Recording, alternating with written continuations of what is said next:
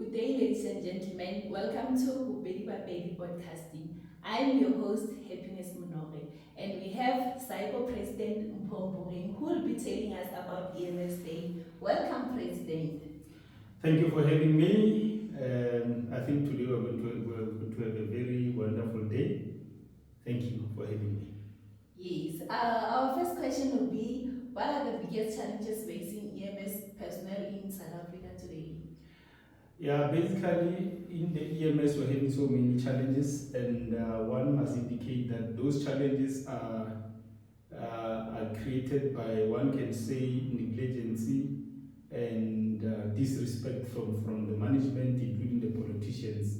When we talk about the challenges, we as SAEPU have been championing the issue of safety of our workers, where we came up with a robust campaign to deal with the issue of attacks, and currently as we speak, the attacks are minimized, and we're doing very well on that campaign because we had so many engagement with departments from different provinces so that they can actually deal with that.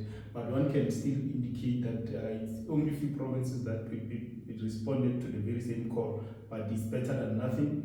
And one other thing that is actually facing us is the issue of aging of EMS. EMS is aging, so it is quite difficult for one to get a person who's less than 35 years in the EMS. So it's quite, we don't have youth in the EMS, it's aging. So probably after 10, 20 years to come, we might not even have EMS anymore because people are retiring, people are leaving this earth, so it's a challenge. Okay, how do you think these challenges can be addressed? Yeah, basically when we talk about these challenges in most cases, I can say they can be addressed by they need just a political will, because these are the politicians who are actually taking decisions on our behalf. So we need a political will for them to understand the plight that we are facing. One must indicate that the very same government is actually doing the same mistake that was committed in the past, where teachers colleges were closed, and now we see the program of Fundarshaka or something, where we see most of the youth are recruited in Fundarshaka to do teaching, to study teaching, and it's a challenge, and we're going towards that particular direction because our courses, more especially short courses, are cancelled as we speak, and there is no serious intervention. Remember, we have I think it's a moratorium that says we must actually have proper qualification by 2035, and we don't see any traction in relation to that. We've seen colleges in various provinces in the EMS are no longer functioning. They are closed because they don't actually have required accreditation from Health Professional Council. So most of our members are compelled to go to the universities, which is practically impossible for them to go in, because one of the requirements is maths and science, and 98 or 99.9% of our members, they don't have maths and science. So because the government is not recognizing the prior learning, so people are just nearing and they are not furthering their studies. Okay, can you elaborate on SAEPU's stance on national? Yeah, I think this was our campaign. Unfortunately, it was interjected, or one can say it was disrupted. I'll use the simplest term, disrupted by the very same politicians. Remember, our main goal as SAEPU, we said EMS must have one department where we include fire, we include fire department, we include rescue diving, we include the forensic pathology, including these guys who are assisting on the road. They fall under Central as we speak. So we wanted those people to be in one umbrella, so that when we speak our languages, look at the police. When they speak their language, it's quite simple for them to get whatever that they want, and including the issue of salaries. In the police, as we speak, there are no salary disparities, but in the EMS, we still have some problems of salary disparities, where we've noticed that Western Cape people are earning much, much, much better than our people. So it's a problem because EMS falls under provincial administration, and the MEC, HODs, they do as they wish. So it will be quite proper for us to have our own department. And we have tried that and SAEPU, because in the past we met the president. By then it was President Zuma, the previous administration of Zuma. And right now, as we speak, we've seen ambulances. They were on the same path to address that thing. As we speak, we can see that ambulances are branded the same. So you move from one province to another, you see the same branding of ambulance, same uniforms and stuff. The only thing that is not actually properly addressed is the issue of other sectors like the fires and stuff. But the salary disparity is still a problem. So I think we need to also continue with the very same approach of nationalization. But I must indicate that is a political win, where the president must decide as to whether he's going to have an extra department, which is our department. But it's political. We cannot change that. All right. How will nationalization improve EMS in South Africa? Yeah, it's going to improve. It's going to have. Remember, right now, as you speak, for instance, if I can give you an example about the issue of attacks. So this issue of attacks, in most cases, we must move from one province to another to negotiate for instance, the panic buttons. You'll meet the MEC to actually try to convince her or him that he must actually procure the panic buttons. You must move from that province to other provinces. They will tell you about the budget and stuff. But if everything is in one department, we'll just speak to one HOD of the department, we'll speak to the minister of that particular department. Everything will just cascade down than now, because now EMS is operating differently from one province to another, including the issue of leaves. Okay. What is being done to ensure the safety and well-being of EMS personnel? As I've indicated, little has been done. We've seen other provinces like Gauteng, they responded to the call. Provinces like Free State, they've actually responded to the call. Other provinces, they are not doing anything about it. They are just waiting for Jesus Christ to assist. They are not actually helping. So other provinces, Western Cape,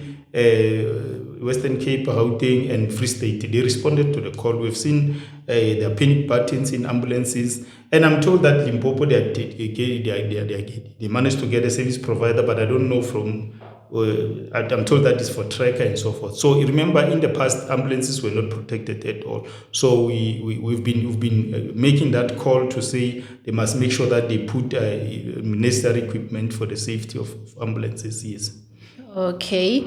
Then how can work condition be improved for EMS personnel? I think again, you'll understand that the issue of improvement, it also involves money. So the people who are the treasury must actually allocate enough money for EMS as well, so that they can operate. Remember, we were having other provinces like Mpumalanga, where we were told by the MEC that they have limited resources. So we must just actually try our level best to work with them, because they are improvising. So that is our position as EMS, to say while they are improvising, but we must also make sure that we engage also the treasury. When they allocate enough, they allocate budget, they must also allocate enough for EMS. Okay. What progress has been made on the National Emergency Care Education and Training progress? Let me put it very clear. There's nothing that has been done, because provinces are compelled to work together with universities.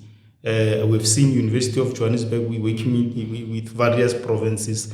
But if you can check the end results, for instance, in Mpho, we might have 1,000 employees or 1,000 and more employees.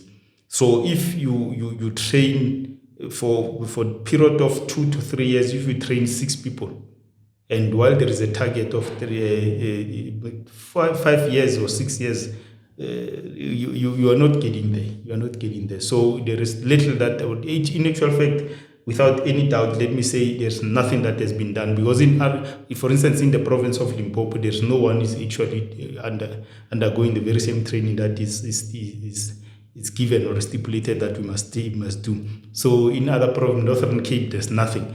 There are so many provinces, so probably one can say there is nothing that has been done. Okay. How will this policy impact EMS personnel and the quality of the EMS service?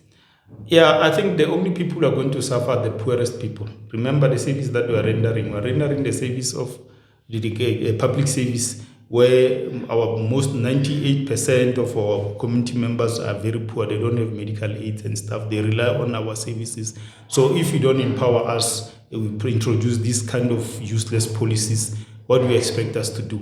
Because obviously our people are not going to benefit. Remember, if you run a province where you don't have advanced life supporters, intermediate life supporters, and you expect to run a proper service, you are not doing justice to the community, more especially the black community, because majority of them are blacks. They don't have medical aids. They can't afford these quality services that are there in the private sector. So this policy must be scrapped in a way. That is our position. Or this policy must be scrapped, and they must introduce a course that is going to recognize the prior learning, like the BLSs and the BAAs and the ILSs and advanced life supporters that we normally used to do. So it must actually take into account or consideration of those qualifications.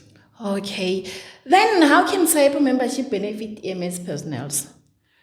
Yeah, of course, members joining SAEPU is a very, very important thing for people to do. Remember, it is totally not practical, but it is totally wrong for Department of Health, while it's having few members in the province and including the country.